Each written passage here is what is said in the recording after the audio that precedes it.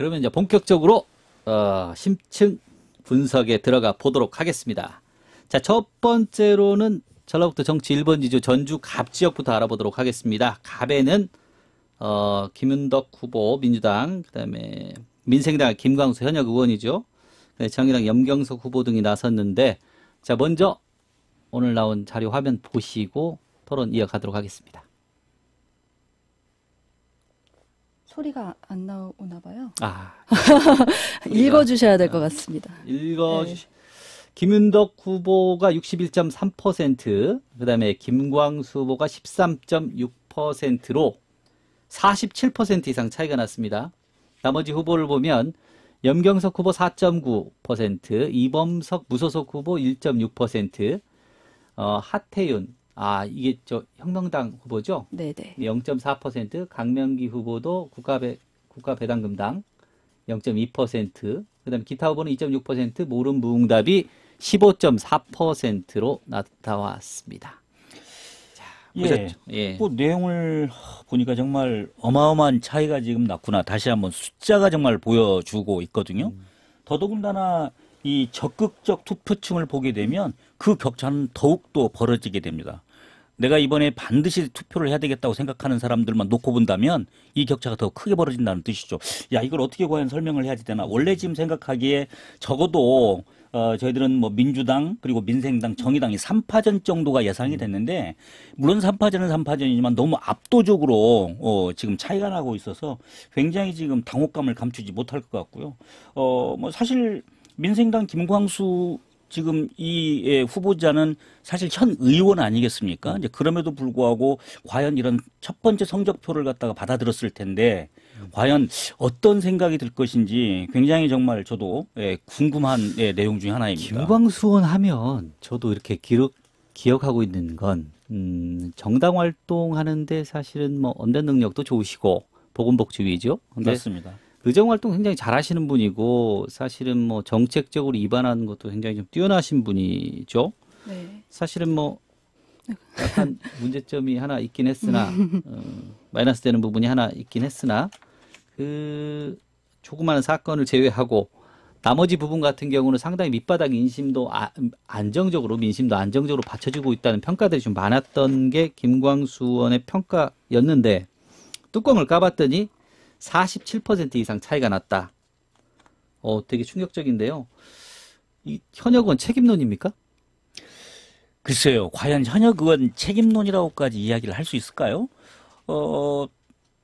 이미 제가 모두에 말씀을 드렸지만 현역 의원 책임론이라기보다는 실질적으로 이 민주당 바람이 거셌다라고 보는 게 되는 거고, 이 민주당 바람이 거셌다라고 하는 것은 민주당을 갖다가 집권 여당이잖아요. 좀 지켜주자. 다시 말하면 민주당 지켜주기 혹은 뭐 이 문재인 대통령 지켜주기라고 하는 것이 현실적으로 훨씬 더 가깝게 지금 저희들 그 표심에 지금 왔었던 것 같아요. 민생당이야 사실들은 뭐 견제론으로 지금 나서고 있는 것인데 과연 그 견제가 결과만 놓고 보면 전혀 이루어지지 않았다. 저는 지금 이렇게 보는 것이죠. 결국 이 결과를 놓고 봤었을 때 이 각각의 후보들이 그간 4년 동안 실질적으로 어떤 역할을 했었는지에 관해서 글쎄요. 많은 유권자들이 그리 크게 눈을 그냥 크게 뜨고 바라봐 주지는 않았던 것 같다. 저는 이런 생각이 좀 들어요. 민주당 바람인가 오늘 저 본사 서울 MBC에서도 여론조사 몇 군데 한 걸로 알고 있는데 네네. 그쪽에서도 좀 민주당 후보들이 생각보다 나쁘지 않게 나왔다는 얘기를 아까 들은 것 같은데 어떻습니까 지금 오늘? 네, 그러니까 미니 대선이라고 불리는 서울 종로의 경우에는 이낙연 후보가 51.7%, 황교안 후보가 33.2%로 상당한 격차가 벌어졌고요. 그리고 거기는 그럴 것 같습니다. 예.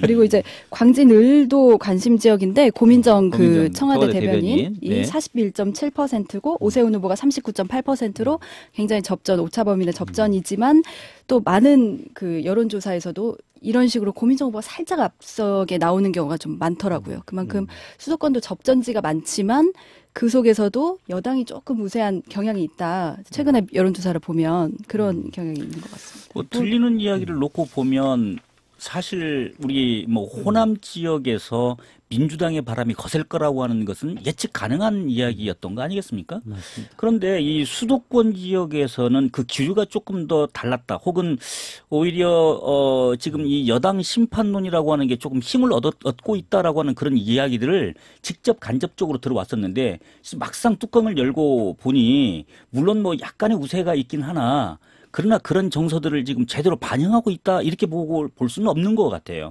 저도 사실 굉장히 의외라고 불과 생각이 1, 들어요. 2주 전까지만 해도 그렇습니다. 예. 수도권 같은 경우는 모른다. 예. 그게 대세 의견이었던 것 가장 같은데. 첫 번째 의견은 뭐 코로나 바이러스 맞습니다. 감염병 확산에 정부가 대처를 잘 했느냐 하는 부분들이 지금이야 좀 상황이 좋아졌지만 그 전까지는 상당히 상태도 안 좋았고 맞습니다. 그로 인해서 지금 뭐 세계 증시도 다 안 좋고 하지만 전반적으로 볼 때 경제 상황들이 안 좋아졌던 부분들 역대 뭐 우리나라뿐만 아니라 어떤 미국이건 어디건 경제 상황이 좋지 않은 상태에서 여당 이긴 경우는 사실은 보도 못했는데 듣도 그렇죠. 못했는데 이번 같은 케이스는 서울 같은 경우 나오는 정도를 보면 수도권에서 상당히 저희들이 예측과는 다른 부분에 선전을 하고 있는 것으로 보여져요.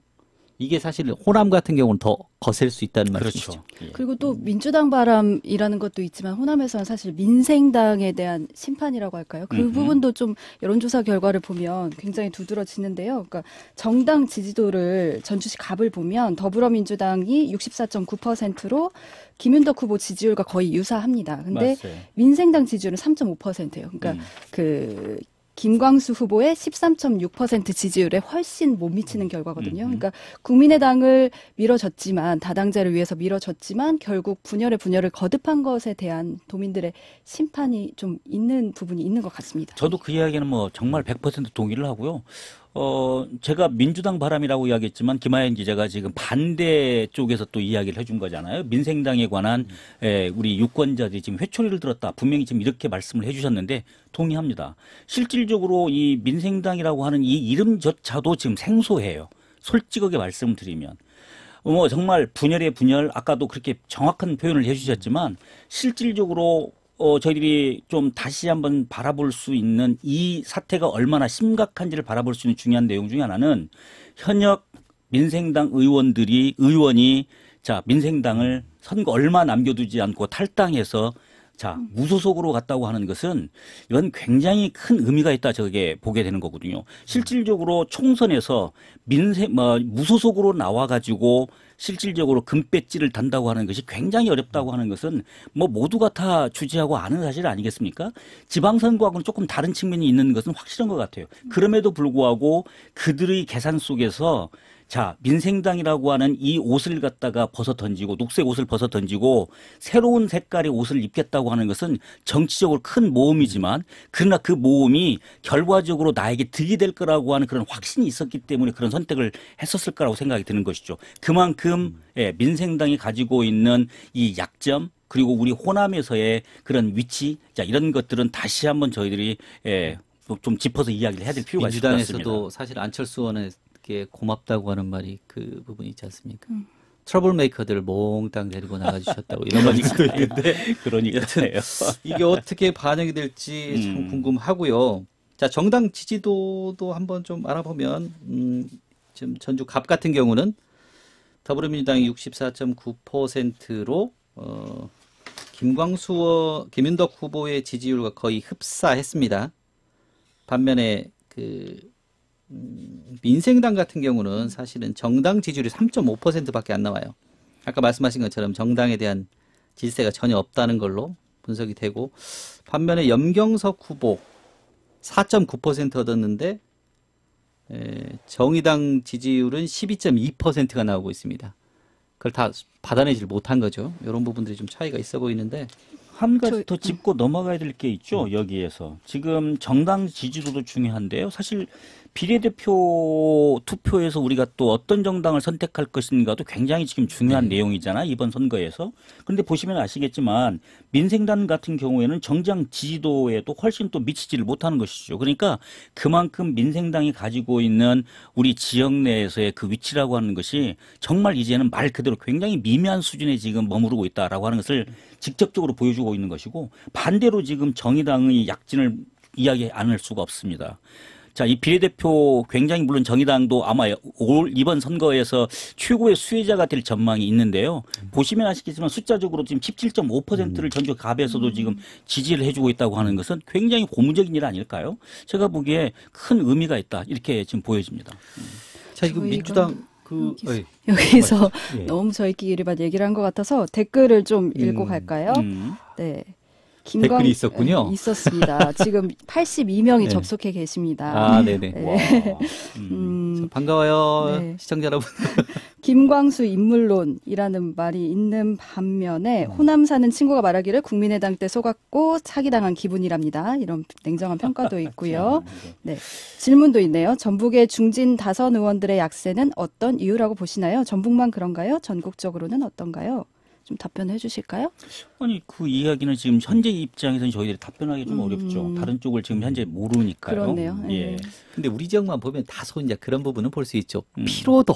그렇습니다. 그러니까 그분들이 예. 사실은 뭐 4선, 5선이라고 하는 것들이 음. 분명히 정동영 의원도 5선 도전, 조배수 의원 5선 도전, 유성엽 의원 4선 도전인데 예, 예. 대부분 사실 어떤 역할들을 했느냐, 물론 열심히 하시죠. 열심히 하시는데 사실 지역에서 정치라는 것들이 분명히 여당을 기반으로 전국 정당, 그다음에 전국에서도 어떤 정치적인 입지를 차지해야 해줘야 되는데 호남에서도 사실은 그런 어떤 전남, 광주를 이겨서는 모습 아니면 전국구로 좀 더 어떤 포괄하는 모습들을 많이 보여주지 못한 거 이런 맞습니다. 것들도 지적받을 수 있는 부분이 아닌가 생각했습니다. 예, 맞아요. 참 반성을 좀 많이 좀 해야 될 필요가 있는 것이죠. 3선, 4선 하면은 벌써 기간으로 따지면 뭐 어떻게 되겠습니까? 뭐 10년 이상씩 이렇게 지금 이 지역에서 맹주로 군림을 하고 있는데도 불구하고 20년. 그렇습니다. 그럼에도 불구하고 유권자들에게 과연 너희들은 그동안 우리를 위해서 혹은 우리 지역 사회를 위해서 무엇을 했느냐라고 물었을 때 무엇인가 지금 손에 잡힐 수 있는 대안들을 주지 못했다고 하는 이야기 아니겠습니까?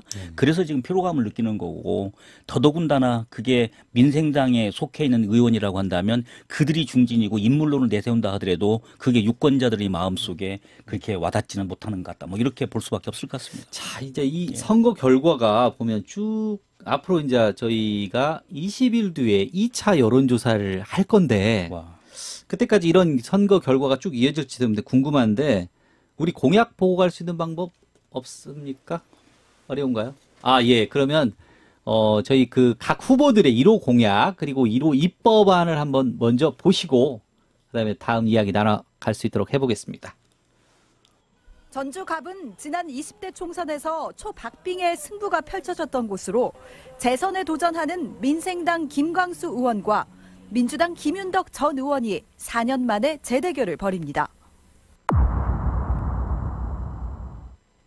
민주당 김윤덕 후보는 1호 공약으로 전주 한옥마을과 연계한 아중호수 친환경 관광단지 조성을 꼽았습니다. 전주 한옥마을이 찍고 가는 관광지로 한계를 드러낸 만큼 인근 아중호수에 친환경 워터파크와 테마파크를 유치해 전주를 머물다 가는 관광지로 만들겠다는 겁니다. 한옥마을의 어떤 볼거리, 또 즐길거리, 또 먹을거리가 있는 거고 또 아중호수에 또 다른 즐길거리를 제공하게 됨으로써 높은 수준의 관광단지로 성장할 수 있는 민생당 김광수 후보는 금융도시 전주를 위한 시카고형 국제상품거래소 설립을 꺼내들었습니다. 전 세계 곡물과 원자재의 선물 거래가 이뤄지는 미국 시카고 거래소를 모델로 전주에 농생명 식품 중심의 상품 거래소를 설립해 제3금융중심지 지정과 그 이후 활성화를 꾀하자는 겁니다. 각종 금융기관의 지점을 집적화시키고 또 우리 지역에 다양한 컨벤션 효과를 불러올 수 있는 중요한 천년 먹거리가 될 거라고 생각을 합니다. 21대 국회 1호 입법안으로 김윤덕 후보는 전주 특례시 지정을 위한 지방자치법 개정을, 김광수 후보는 지속가능한 대한민국을 위한 저출생 고령화 대책법 제정을 약속했습니다. 광역시에 준하는 대우를 해주는 특례시 제도를 지정함으로써 그 도에 투여되는 예산의 어떤 규모라든가 예산 내역을 확대시킬 수 있는 보육에 대한 국가의 완전 책임제, 이것이 실현되지 않으면 우리나라 출산율은 조금 더 움직이지 않을 것이다. 그래서 좀 혁신적인 대책이 필요하다. 무소속 이범석 후보는 1호 공약으로 새만금 해수 유통을, 1호 법안으로 갑질 금지 강화법을 내놨습니다. 이제 마지막 갯벌을 보존할 수 있도록 물관리 계획을 해수 유통으로 전환하는 것이 현명하리라 봅니다. 국가혁명배당금당 하태윤, 강명기 후보는 당 차원의 공약 외에 개인 공약은 발표하지 않았습니다. 자, 잘 봤죠? 후보들의 이제 공약들을 봤는데, 앞으로 4년이 아니고 20일 뒤에 2차 여론조사를 하는데, 이 공약들을 봤을 때, 이런 것들이 어떤 지지율 변화를 이끌어낼 수 있을 만큼 의미가 있는 공약들인지 한번 묻고 싶습니다. 정말, 좋은 공약도 있고, 사실 좋지 않은, 그런 공약도 물론 당연히 있겠죠. 근데 조금 실망스럽 공약이 좀 있기는 해요. 직접적으로 좀 언급을 해도 괜찮을 것 같기는 한데요. 우리 김윤덕 후보 같은 경우에 지금 1호 공약으로 내세웠던 게 아중호수 관광단지 개발을 지금 이야기를 했거든요. 그래서 좀 더 한옥마을과 연계해서 머물고 가는 그런 전주를 좀 만들겠다고 그러는데, 사실 국회의원으로서 이런 공약이 과연 적절한지 아주 근본적인 질문을 좀 먼저 좀 던져볼 필요가 있을 것 같아요. 지방선거에서 전주시장이 이런 공약을 오히려 하는 것이 훨씬 제가 보기에는 적합하지 않는 좀 이런 생각이 좀 들어서 좀 아쉽다는 생각이 좀 들어요. 우리 김광수 의원 같은 경우에는 좋은 공약인 것 같아요. 그리고 복지부 간사로 있으면서도, 그리고 우리 금융도시 지정을 위해서 굉장히 많이 노력했다는 것을 잘 알고 있잖아요.